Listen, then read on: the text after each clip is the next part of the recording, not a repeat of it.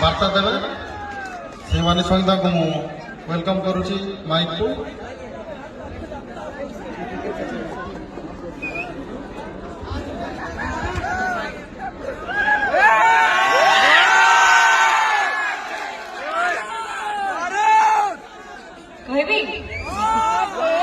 शुभ संध्या समस्त नमस्कार नमस्कार मंच रे उपस्थित सब गुरुजन मान को मोर नमस्कार एवं सामने रे उपस्थित आपण समस्त को मोर नमस्कार।